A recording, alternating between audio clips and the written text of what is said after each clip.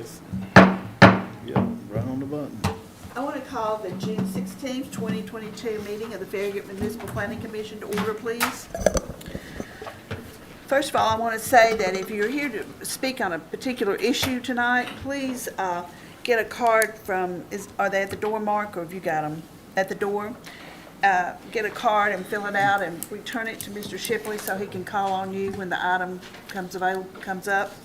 If what you want to speak on is not on the agenda, please add that to it too, and then when we get to citizens forum at the end of the meeting, again, Mr. Shipley will call anyone who wants to get up that time. But if you do have comments or questions about an item on the agenda, we'll get to that when that item is called.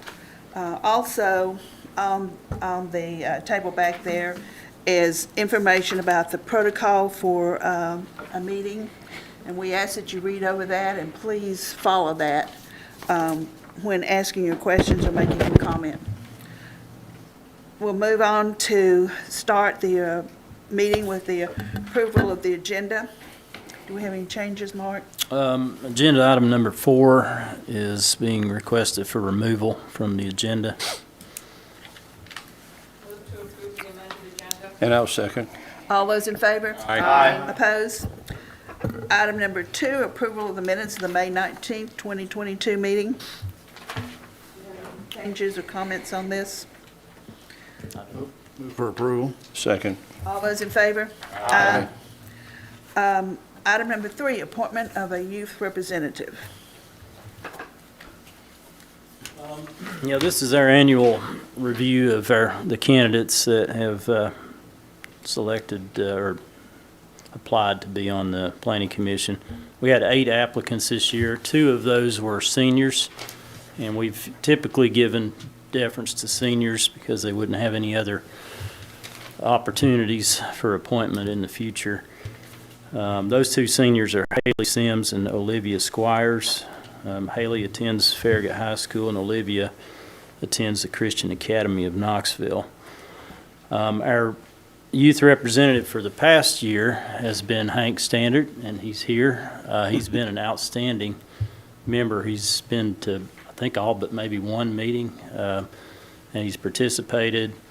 He's served exactly in the capacity that we envision this representative to serve.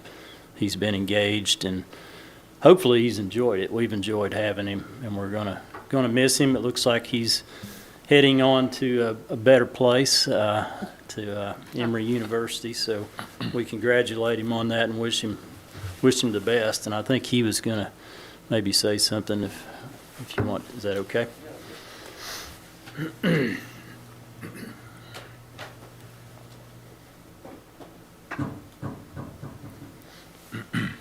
He knows the drill. Yeah, you know the protocol. Do you need Name my name and address? Name and address, yeah. Hank Standard, 12101 Valley Brook Drive. Just going to read a little letter I wrote for you guys. Dear FMPC, thank you so much for such an amazing year. Government and policy have always fascinated me greatly. So when I learned about this opportunity, I was so excited. I am by no means an expert at town planning, but I feel like what I learned was more than variances, ordinances, and appeals. What was truly life-changing was seeing how deeply each of you cared for Farragut and how fully you dedicated yourselves to improving our community. Although I will be spending most of my time on the Emory campus in Atlanta in the coming years, Farragut will always be home. Not only is it beautiful, but the way its people come or care for the place they live in is incredible. After spending the last year on the FMPC, I can't help but think your unwavering dedication to Farragut has helped shape this town into what it is. As I mentioned, I know I'm not very knowledgeable when it comes to planning, but I still found seeing local governance at work to be amazing. I can only hope to serve with the same care and hard work that each and every one of you do, no matter where I end up in life. It was an absolute privilege and a pleasure to get to know and work with all of you. I'm going to miss the reading agenda or being in the meetings, even if a lot of the content went over my head. The lessons I've learned on the FMPC are ones that will never leave me. Thank you again.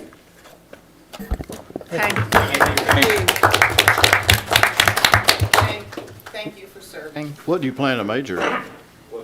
Political science. There you all go. right. There you go.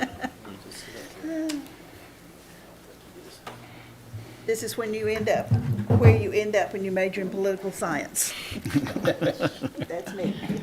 I'm going to say a few things. Hank, I appreciate your words of kindness. It does take a lot of dedication, and there's a lot to learn. And I hope that wherever you land, that you get involved in your local planning happening. Emory University has local planning going on campus. These are things that you get to be part of the community that you're in.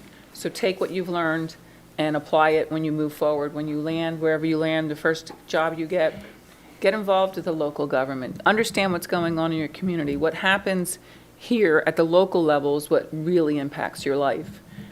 Your parks or your sidewalks, or if roads get fixed, or all of that happens at your quality of life is at a local level. So thank you for what you said, and I appreciate, and I wish you well.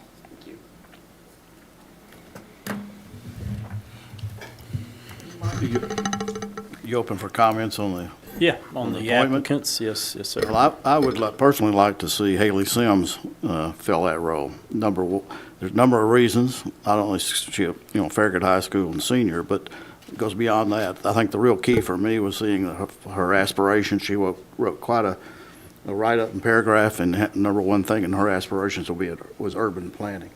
And that separated her from the others. They're all great candidates. Yeah. Anyone, we could throw a dart at the board, but that was the distinguishing characteristic for me.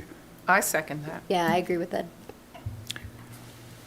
Yeah, planners are hard to come by, but nobody wants to do it. Hard work. It's hard work, yeah. So that was a motion and a Great role second on model for her that? to- Yeah, to motion see and here. second. Yep. Okay. All those in favor? Aye. Opposed? Mark, you will contact her? Okay. Item number 4, has been removed from the agenda at the request of the applicant. Item number 5, discussion and public hearing on approval of preliminary plat for the Westerly Subdivision, Parcel 8.01, 9 and 10.02, tax map 152, 8.74 acres, 12 lots, zoned R1 and R2, BHN-P applicant. This agenda item involves the preliminary plat for the residential zone portion of actually 3 parcels that front also on Kingston Pike. As you may remember, back in August of 2021, we looked at a concept site plan early on to give the applicant some feedback on the full development of both the residential and the commercial. The total property is 14 and a half acres, but at this time they're only proposing to develop the residential zone portion. That's about 8.7 acres. Most of that is zoned R2, general single-family residential, which is also the same zoning as Fox Den, which backs up to this property to the north and to the east. There is a small section of R1, basically on the far west end, where stormwater detention area mostly is being proposed. When this was presented to you all back in 2021, there were some variances that they were going to be, when they came back, requesting, and we'll need to take action on those separately before we take action on the preliminary plat. One of the variances was to reduce the street width from 26 feet to 24 feet, and that would basically be based on the number of lots. This is a 12-lot subdivision. All the lots are over 20,000 square feet, although the minimum lot size is actually only 15,000, so they're going a little bit larger. And that was another reason for reducing the street width, is it gives them a little more space to potentially save maybe borderline trees on the property. And then the second variance was the length of the cul-de-sac. The 500 feet is the maximum that we allow. They're requesting to go to 902 feet. And then the third variance would be from the requirement to have more than one way in and out of the development. and they're requesting a variance on that based on the size of the property, and then also the fact that the other connection would be through a commercial zoned area. So that's something we'll have to come back to. The other topic of discussion, I do have somebody that signed up to speak as a citizen, was the access that's proposed on Champions Point. The residential zone portion of this has a fairly limited amount of frontage on Champions. And the discussion back when the concept was reviewed was whether the applicant could try to work out a deal to acquire part or all of the property to the south so that the access could be shifted further to the south. Right now, it comes out about the only place it can, but it is directly across from an existing residence in Fox Den. The applicant did indicate at the staff developer meeting on May 31st that they have talked with that property owner to the south, but they haven't been able to come to an agreement on the price for what that person's apparently wanting. So they're kind of limited on access points. They really can't shift it further north because it gets the sight distance gets worse. The Champions Point is kind of an interesting road. As you're going north, it'll dip down. There's kind of a sag, and then the car will daylight again as it heads northwest. So cars coming southbound toward North Fox Den are going to be kind of invisible for a brief period of time until they're about 165 feet from the proposed access. So the applicant did hire a consultant to do a traffic impact study, and they made some recommendations dealing with adding speed limit signage, having a side road intersection advisory sign installed on Champions Point at least 100 feet from the proposed access to this subdivision to kind of alert the southbound traveler that there's an access point coming up.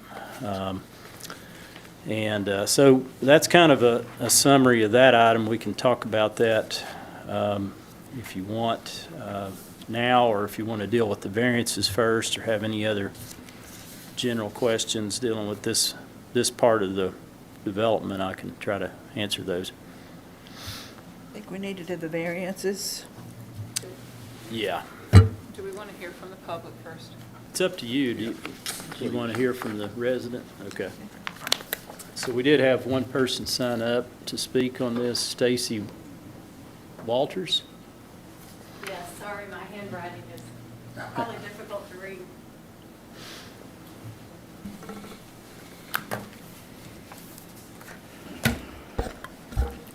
Hey there, I am Stacy Walters. My address is 124 Champions Point. Today I'm here with my husband, Russ Walters. We live directly across the street from the proposed entrance to this subdivision.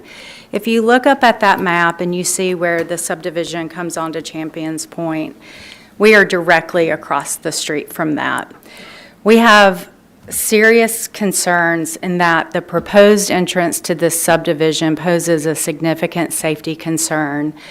And the reason why is the hill that goes down to the north, there is a line of sight issue where if you are traveling southbound on Champions Point, there is a period of space where the person either pulling in or out of that subdivision or the person that is making a left into that subdivision, they cannot see the driver traveling southbound on Champions Point. The person traveling on Champions Point, nor can they see the person pulling in and out of the subdivision. So obviously that's an issue in terms of it could result in severe traffic accidents where, injury or loss of life could occur. What we had proposed at the previous meeting was to have the entrance relocated further south on Champions Point, at a minimum across from our driveway. Better yet, if it could be moved further south, like, for example, opposite our pond. And the reason why is because it has a much longer line of sight, and drivers can accommodate turning in for speed and avoid being hit. At that meeting, the developer was supposed to contact the property owner. Unfortunately, we were out of town during the meeting, I think on the 31st, so we could not attend.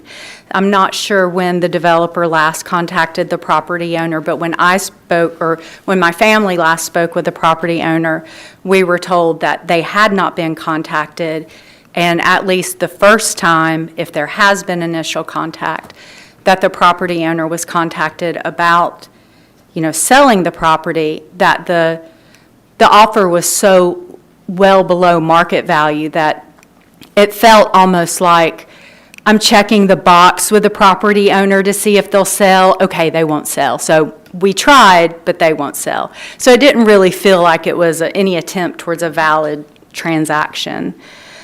How this affects us living across the street is on a daily basis. When we pull out of our driveway, we have to pull very quickly because cars come down that hill so quickly. And it's a concern to us because we have a 16-year-old new driver and we have two 14-year-olds who will be driving soon. So we've experienced the angst of having to pull out of our driveway very quickly in order to not be hit. And when I say this, I'm sharing this, that relocating the property entrance across from our driveway would be the minimum for where this location should be, not at the top of the hill where the line of sight is so bad. And so I had an opportunity to talk with Vice Mayor Povlin earlier this summer, and we had gone through the Town of Farragut assessment. And if memory serves me right, the study had showed that the location of this intersection failed to meet the safety standards on 3 out of the 4 safety aspects that the town of Farragut looks at when considering locations of intersections. And the traffic study and the assessment that's in here, and I've only had a brief chance to look at it because I just got it and looked at it when I came here. That study is based on traffic at 25 miles per hour. And I can tell you, people do not drive at 25 miles per hour down that road. And it's not just Foxton residents. People use our neighborhood as a cut through. And the traffic study that was done earlier this summer, I'm sure you have the numbers in front of you, but there were distinct outliers in that study of people driving 40 plus miles an hour, and I think there was even one of 50 plus miles an hour. And I can tell you that if someone came over that hill at 50 miles an hour and someone was pulling into the subdivision, making a left, or pulling out, there would be a severe traffic accident. And I would hate to see that happen, and I would hope that this commission would hate to see that happen as well. So here's what we're asking.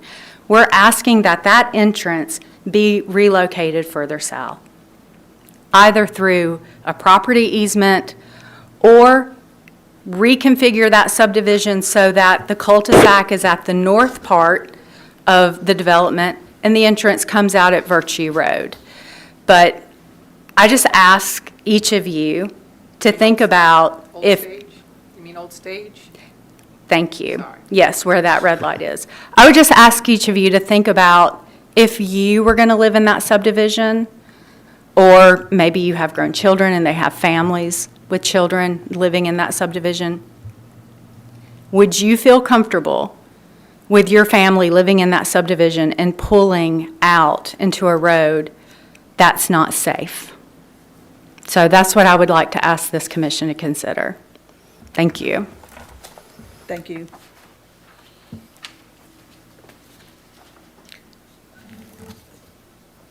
Is that the only person to speak? Yeah, it's the only citizen that signed up. Do you have any more comments, Mark? I don't have any more unless anybody has a question. I think the applicant's here if you have any questions for them. Okay. I'd like to make a comment because it's pertinent to what she just said there.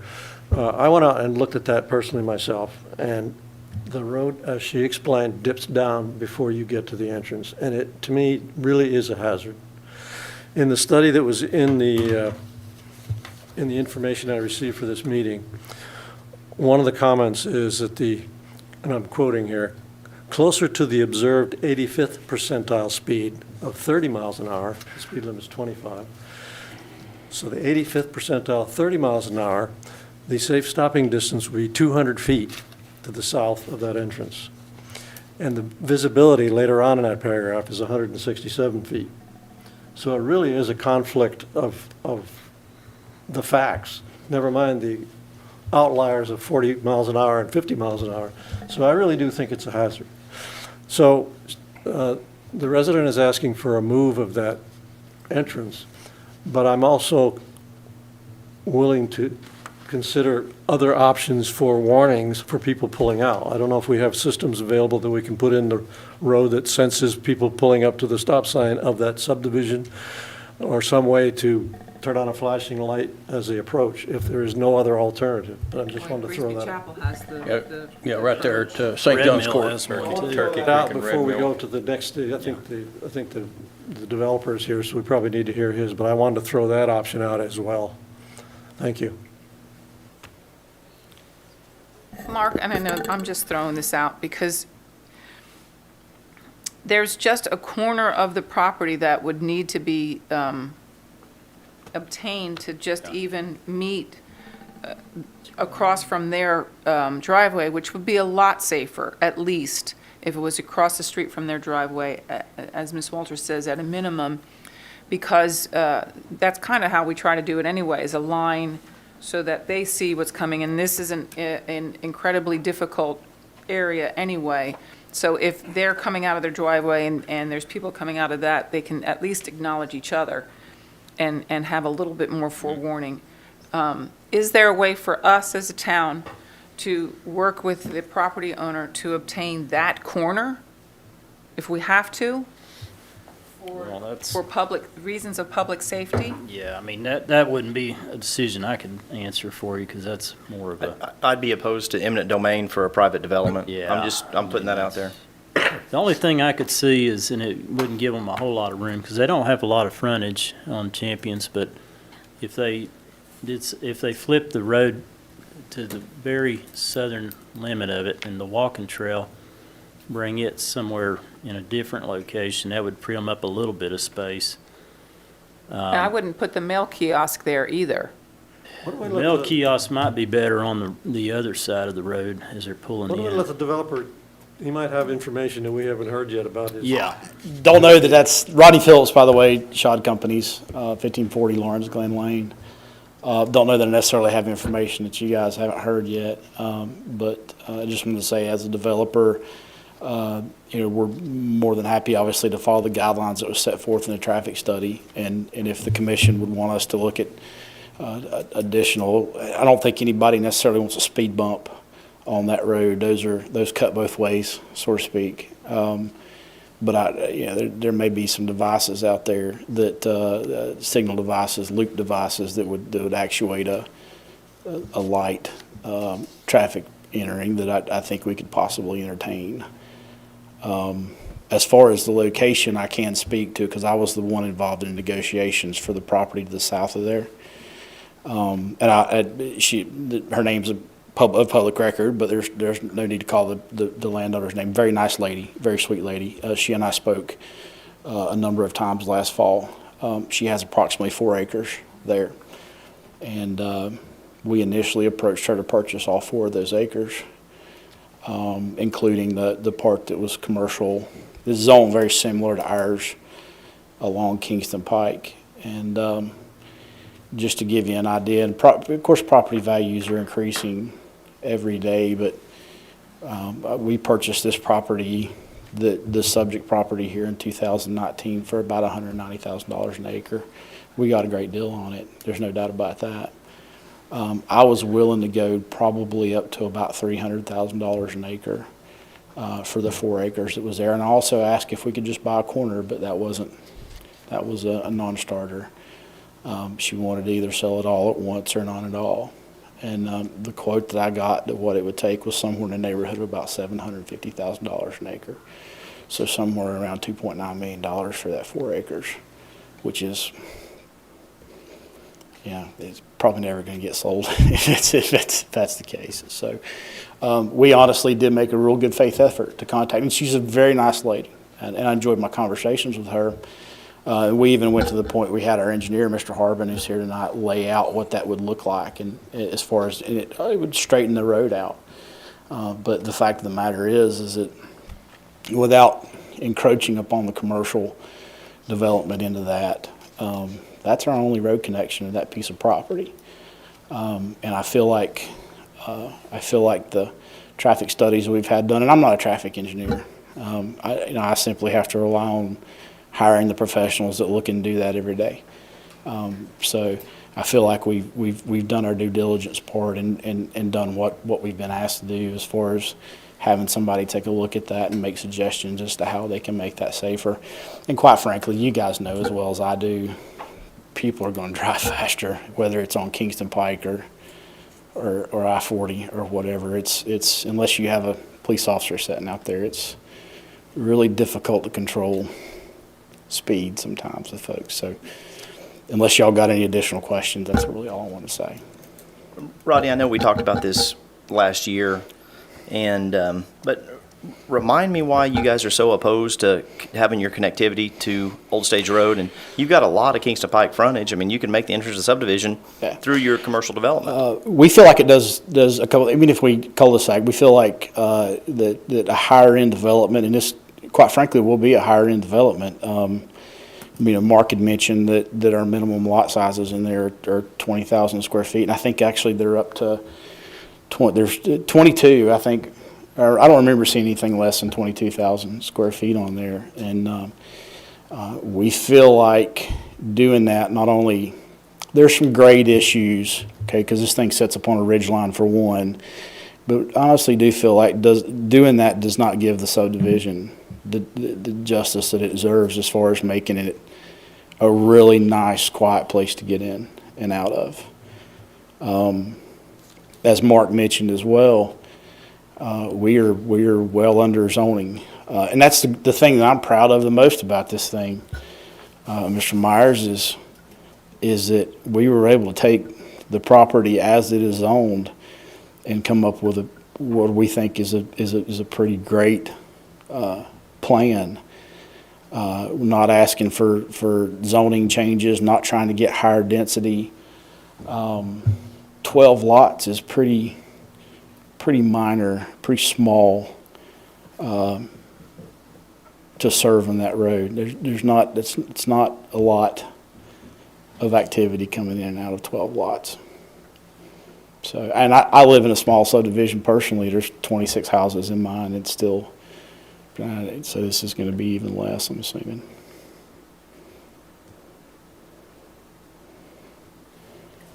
I do think your commercial site plan is a good plan.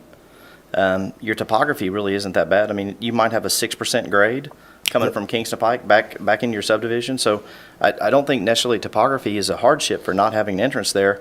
I do understand that there may be some folks that aren't necessarily excited about driving through some commercial to get to their neighborhood, right. But we just don't want to sacrifice safety. I mean, it is a legitimate concern about trying to, in a perfect world, you guys would have a little triangle up there and you could slide over to the south. But if you've got an unwilling adjacent property owner, then we're kind of stuck with what we have before us, and that is you either have some limited, you have 141 feet on Champions Point, and you've got a whole bunch of feet on Kingston Pike. And again, I understand where you're coming from, but what we don't want to do is set a precedent for somebody to just say, hey, this is how we want to do it for marketing or value or whatever, and sacrifice any safety. Again, no. There may be some ways to mitigate some speed on Champions Point to slow folks down. There's no doubt there's a lot of folks that don't drive the speed limit, and that creates additional hazards. And again, it's the plan that we looked at last year, so I'm not knocking that. I mean, I think we had some support for it last year. Basically, what I was asking from you was just to refresh me of why you didn't want to tie into Old Stage Road, and you explained it, and I understand that, and I respect it. Yeah, and I think you spoke about that last year, certainly understanding how that would change the character of the subdivision from what we're trying to do. Katie, I see you're standing here behind me. Do you have anything you want? I was just gonna, they mentioned some about where the greenway is. Katie Patterson, I'm with Batts and Himes. I'm an engineer there. Our address is 4334 Paper Mill Drive. Mark, you mentioned where the greenway walkway is at the eastern border near Champions Point. When we went out there and did our site distance calculations, so the closer you are to the top of the hill, the more view you have where that dip goes. So you can see the car coming down the hill. It does disappear for a moment, and then it crests before you reach our proposed entrance. We looked even going closer, like northwest, and it actually got worse up there. And then same with the south. Let me see. I have the actual numbers in my phone. Hold on one second.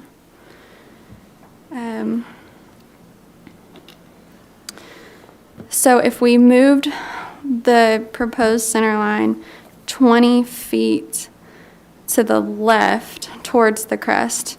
That'd be going northwest? Northwest, yes. Okay. The site distance was 146.104 feet to where the dip happens. If we moved it 20 feet to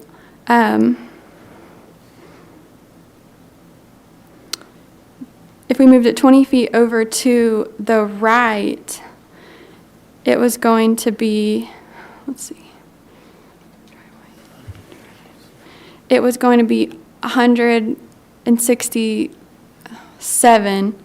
So what happens when you move it farther southeast is the visibility of the car from the like after you come out of that dip completely goes away. So now if you move it even just like the few 20 feet to where that greenway comes in, instead of being able to see the car come down the hill so you at least can like anticipate the car, that was completely gone. So you were just like straight blind, whatever comes over the hill is what you'll get. So that was a factor in our keeping it where it was, given our very short distance on Champions Point to connect. That was the best case scenario. I just wanted to clarify because you had mentioned what about scooting it a little farther. We did look at that. Thank you.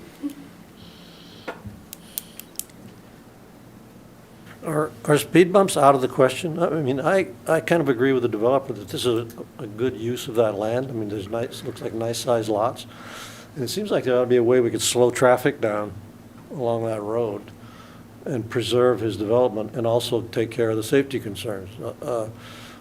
I'm just trying to find a common point here. That's a pretty, I don't know the restrictions for, I know that there's, It's a substantial incline, vertical so it seg. would have to be like at the bottom of the hill between the two, and Okay.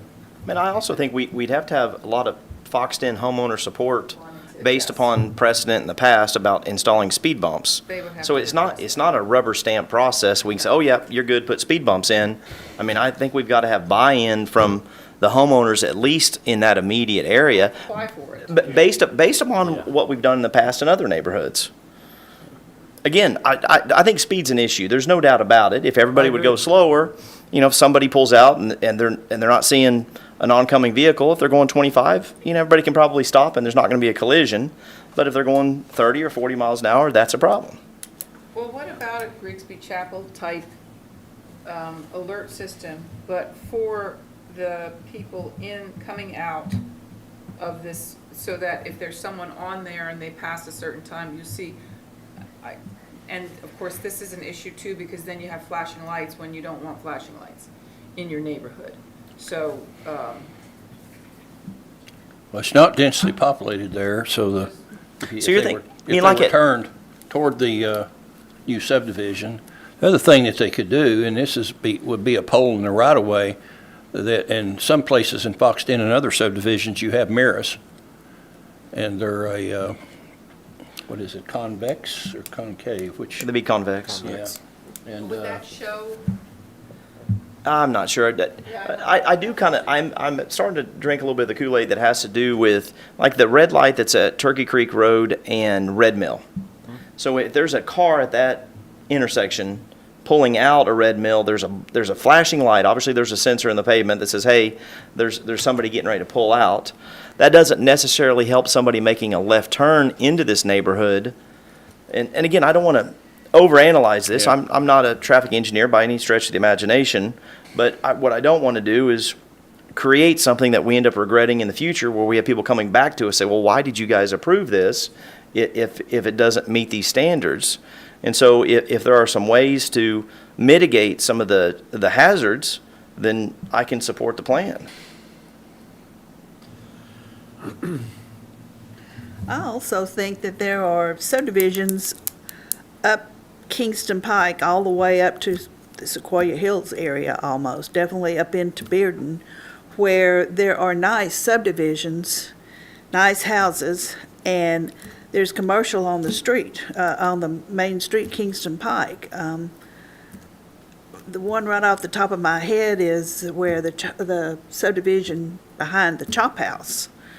Franklin Hills, Franklin Square, yeah. Yeah. Franklin Square. and Franklin the Square. neighborhood back there, I think Yeah. it's Franklin Hills. And so, it's not unheard of, and, I happen to know somebody that used to live up in that neighborhood, and they had a very nice house up in there. And they had to drive right by the Chop House or over the next street over, I don't know the name of that next street, over in the middle of that area, but, so it's not unheard of, to me, that, that's a possibility, still a possibility to come through the, commercial.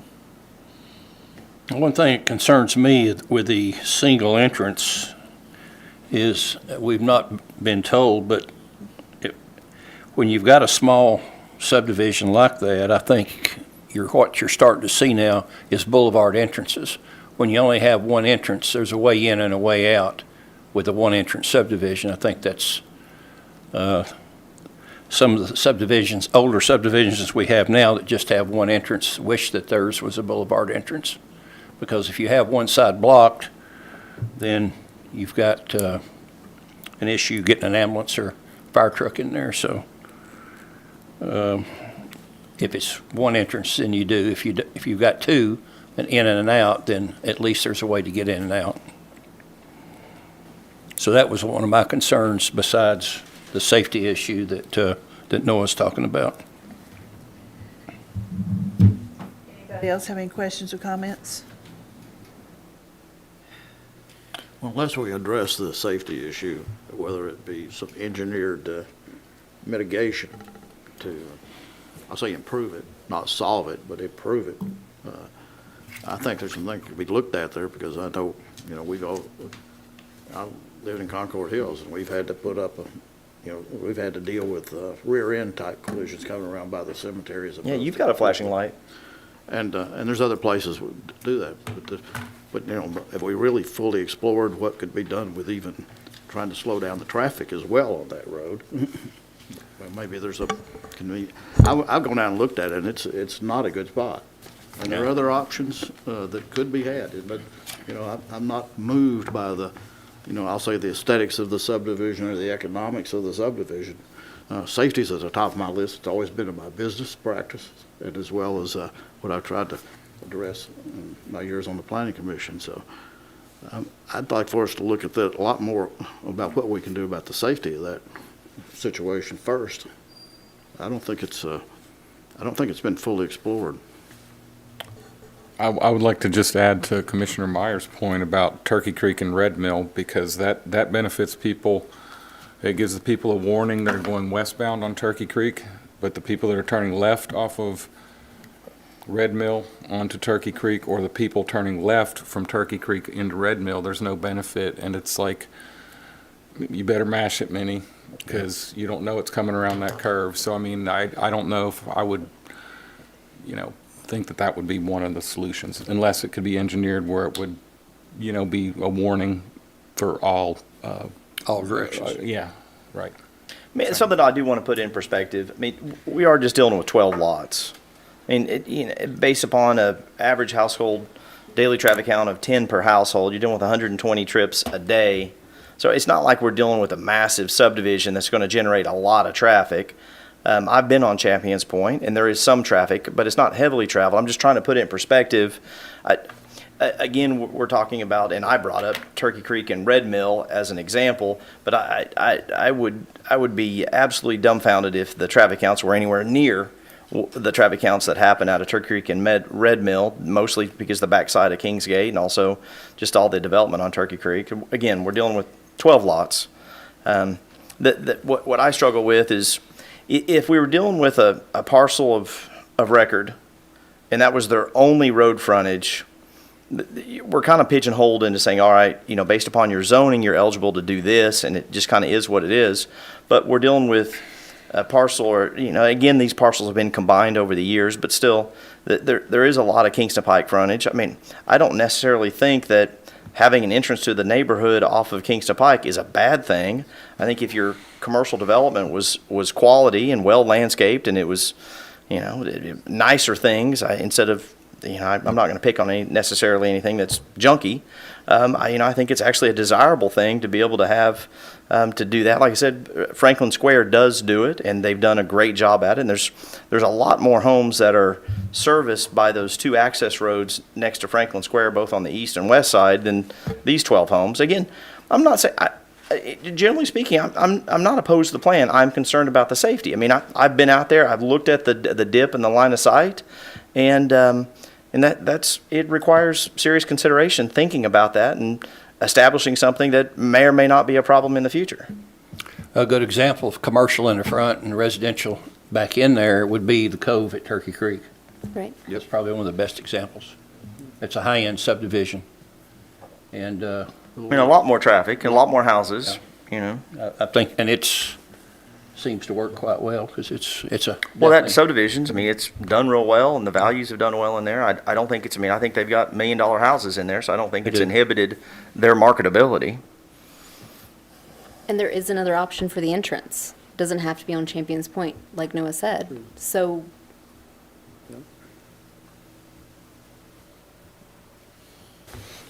That's true. Yeah, a red light's always better than a blind hill, safety-wise. Pulling out a Fox Den, of which I do every Wednesday at noon for a Rotary meeting, is not an easy task. And you're doing it without a red light. Quite frankly, if I could have a red light, especially if I'm trying to pull out a Fox Den and go eastbound, there's some desirability with that. Again, I empathize with the applicant. I empathize with the constraints that they have and the 141 feet of frontage that they have on Champions Point. I'm just having a hard time with this, being that we've got a limited line of sight.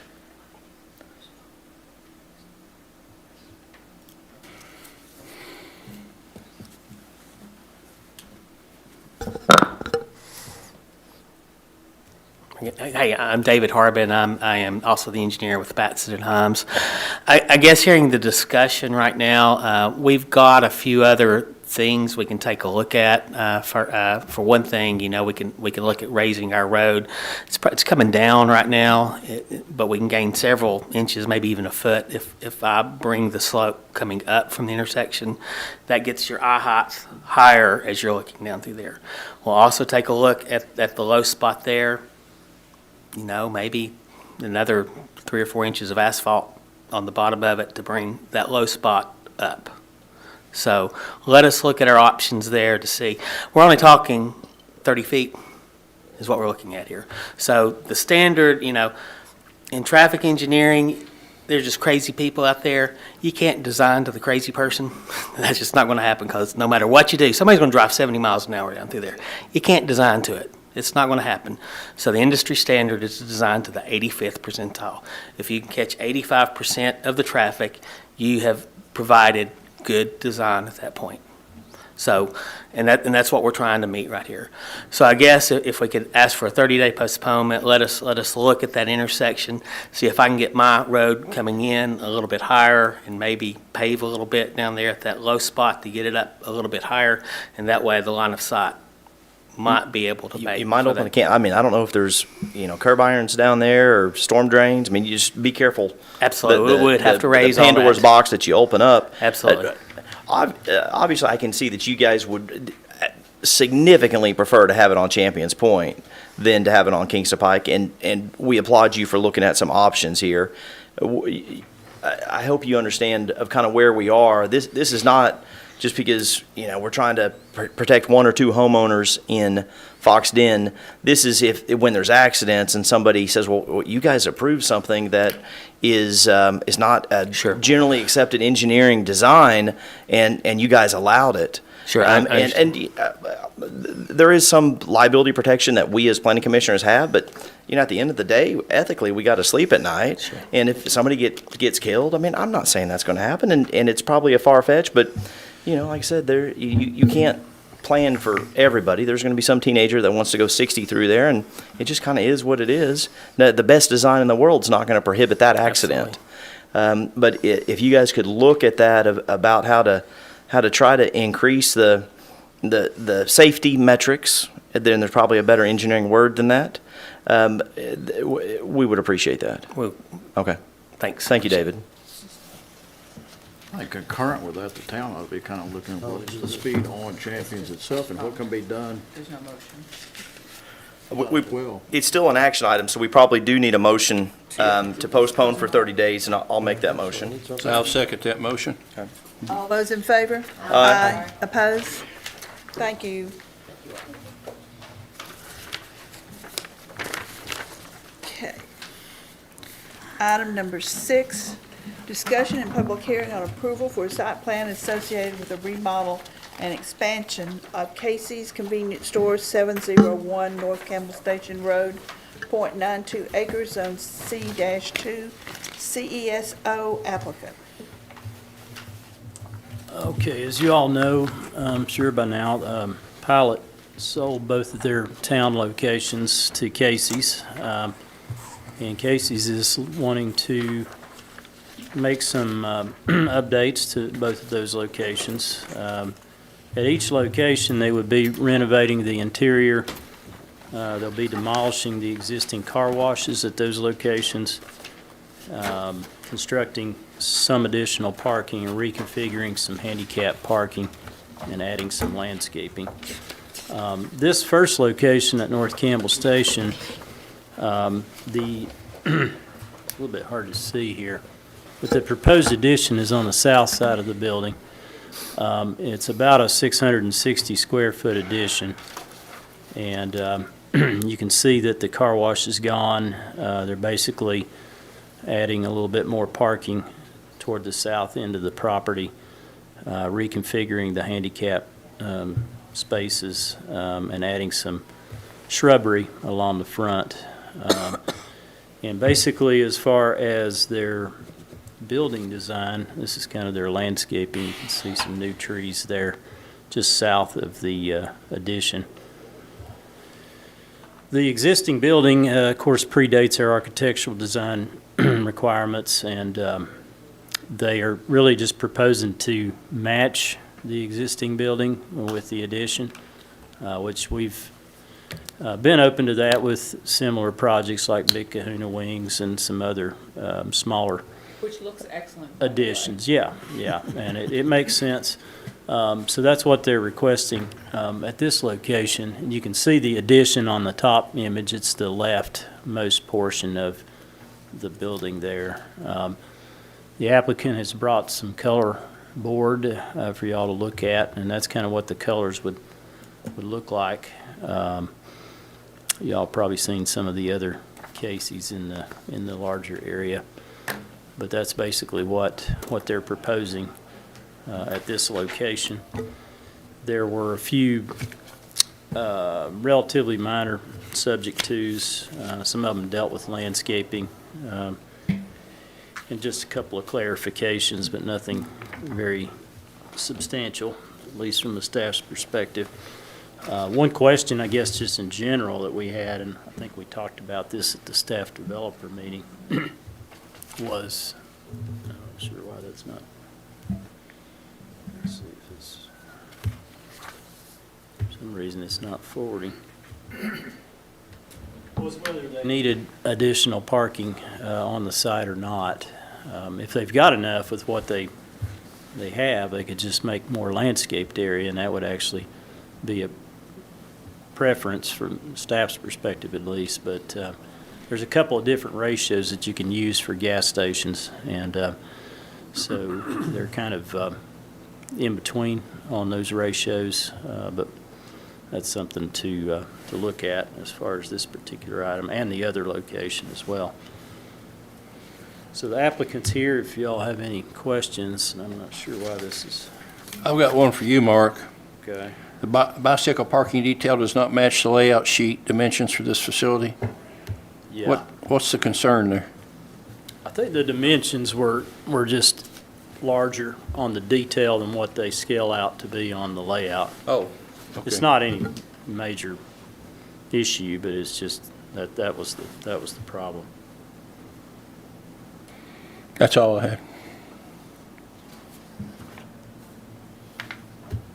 Somebody else have any questions? Any changes to the canopy? No, sir.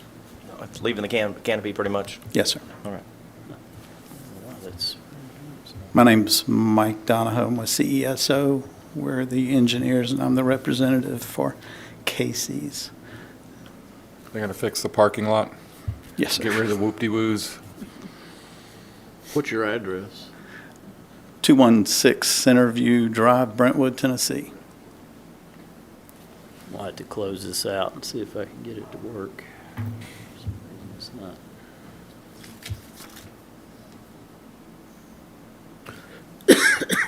And you don't have a color board that's just the colors, just this, is this right? Yes, ma'am. That looks like a brookie red to me, not a bright red. Is that what it is? It is. Yes, ma'am. Can I ask, Mark, can I ask you one more question before we're... Sure, yeah.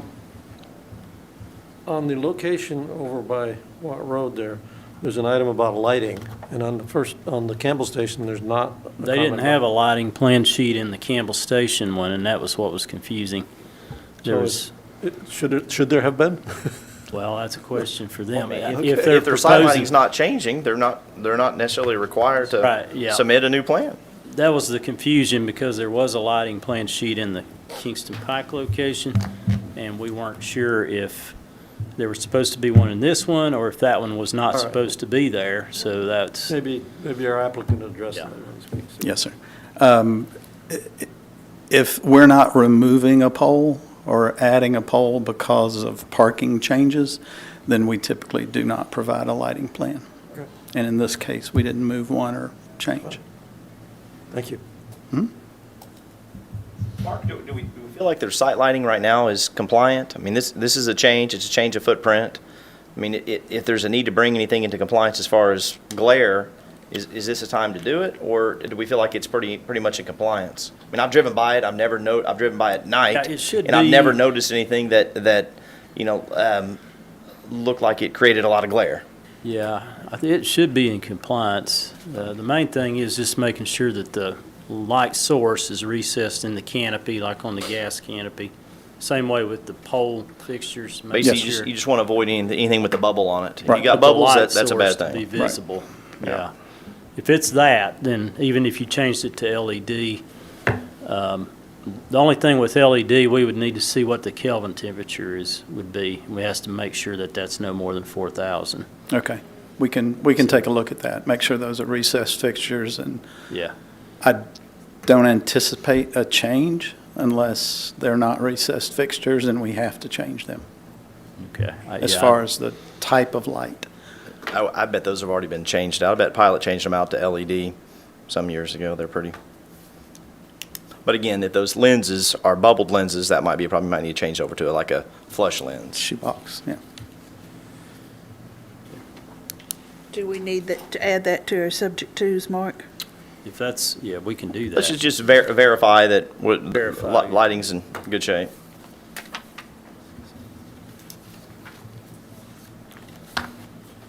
Anybody else have any questions or comments?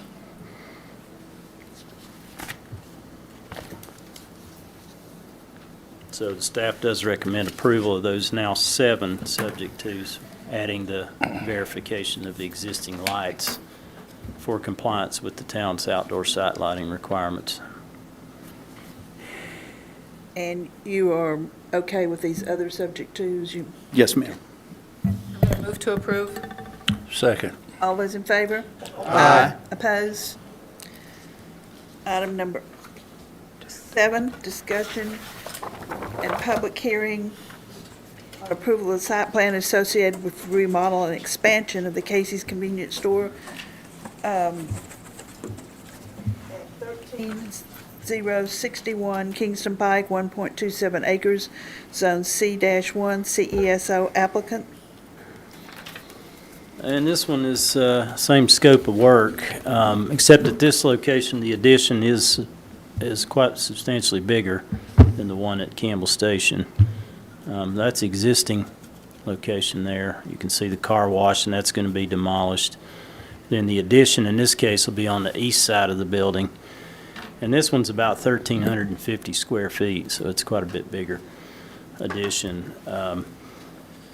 The building in this location is also different. It's a flat roof building, as you can see there on the board.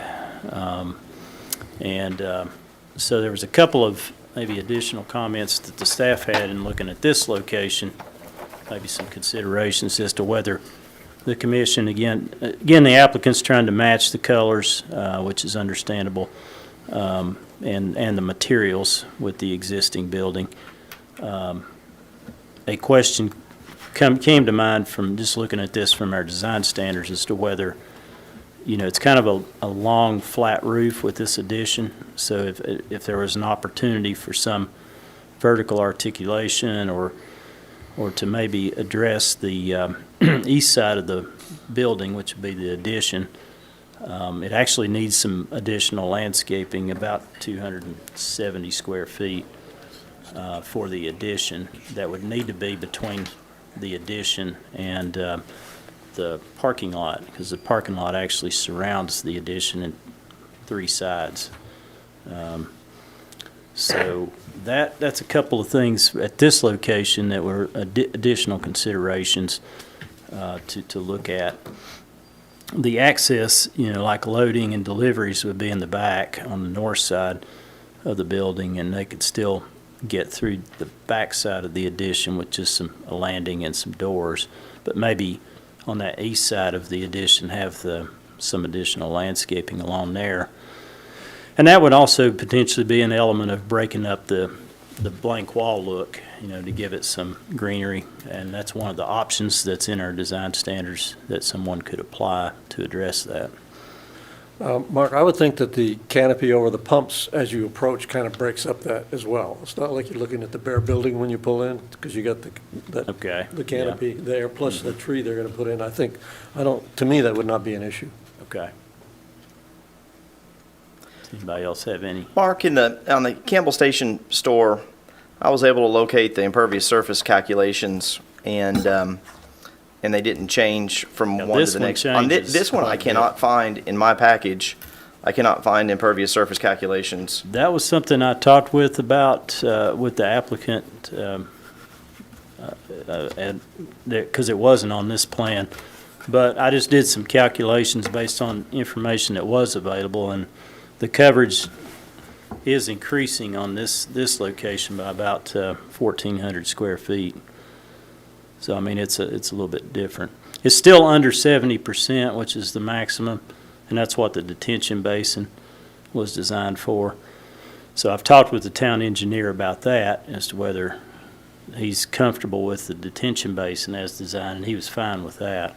Okay. So they're still under the 70%, but they unlike the other location, they are increasing the coverage by about 1,400 square feet.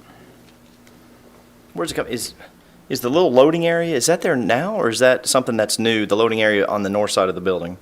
That's existing. It's there. Okay, I just Yeah. never been on that side of the building, I don't know. Well, used to, if you went through the car wash, then Oh, you exited that side? Yeah. Okay, that makes sense. But that car wash hadn't been operable in, Yeah. I can't, maybe a decade. You forget it's there. And I notice it looks like you put a radius on the north turn lane over there. Yes, sir. Thank you. You're welcome. For the rest of the commission, that's a 90-degree turn right now. You've clipped that curb a few times there? You can't not clip it without going to the other guy's lane in the Right. southbound lane. Anybody else have any questions or comments at this point?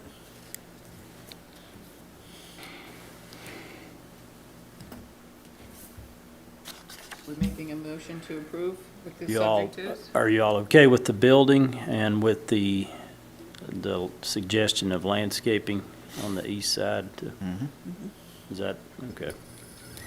Question maybe about the building is on the one on Campbell Station, you have a iconic feature as such. Yes, ma'am. You didn't want to do that on this one?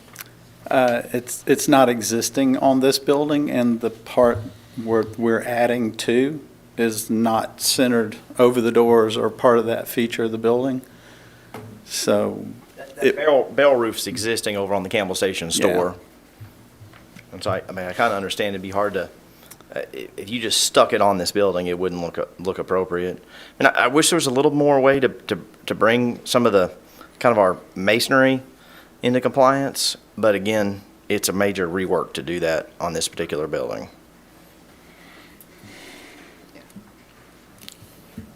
Are these colors that your store uses throughout throughout your yes, ma'am. company? Okay. I think that, I like those colors and it looks well with our architecture design. Looks a little more muted than the pilot red. Probably, yeah, it's probably a little more brick red Yeah, than which I than the kinda bright red. So personally it probably like does that. fit in our color wheel and more earth tones. It does. Lighting verification for this one. Well, that was a good question, because that was one of the comments, was there was a lighting plan included with this. And, of course, the plan is going to need to demonstrate compliance with our outdoor site lighting requirements in the zoning ordinance, if modifications are occurring.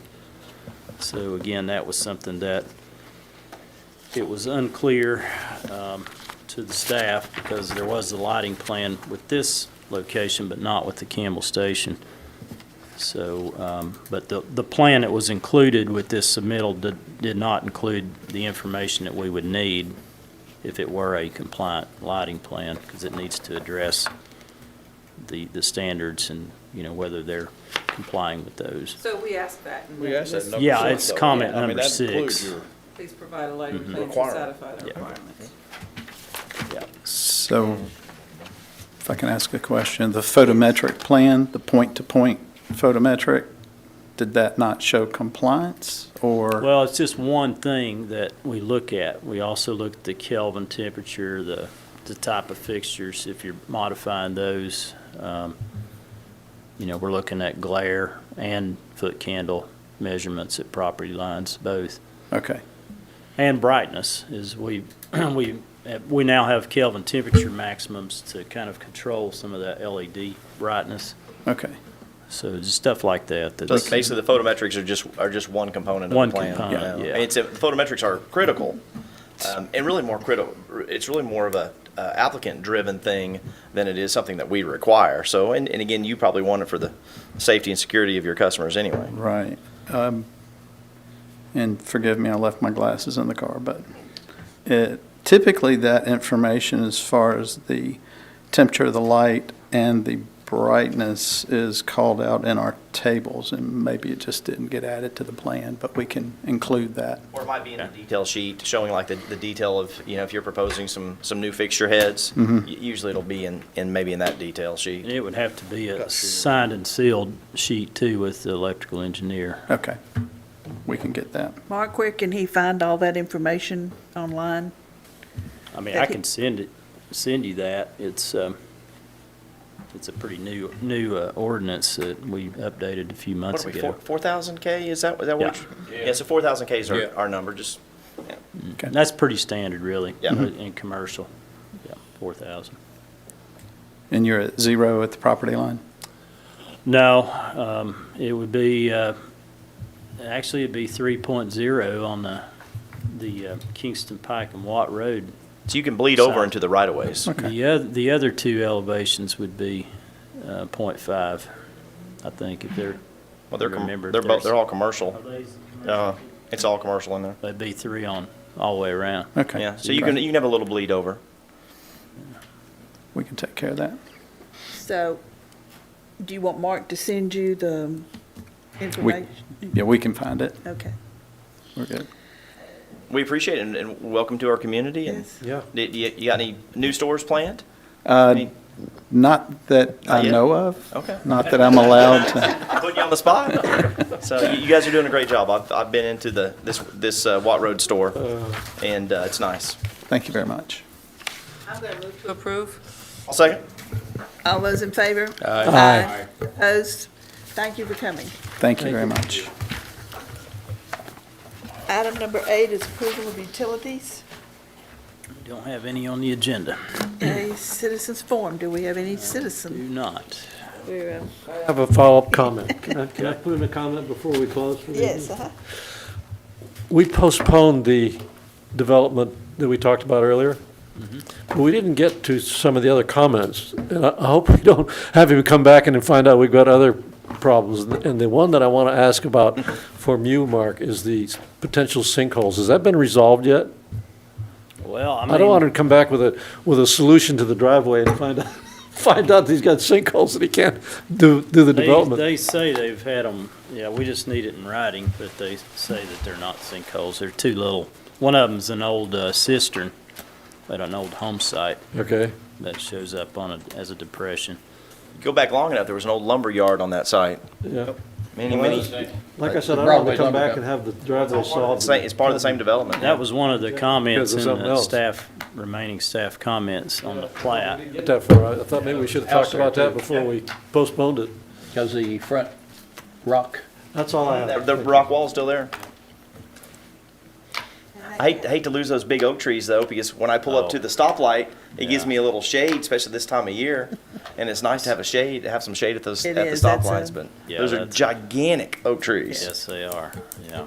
And those will go, I'm sure they'll have to go for the commercial development. There's not gonna be any way to save those. Yeah, that's probably right. Because the canopy on those is probably 100-foot diameter. there used to be a bunch of, was it iris? There was some flowers that were there.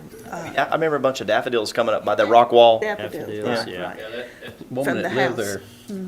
there, Home site, yeah. she had red hair, and she was a, Carefully, Mayor, you're on the record here. Not I know. sure where you're going with this. Well, she used to run us off. We'd ride motorcycles across through there, and they run us off.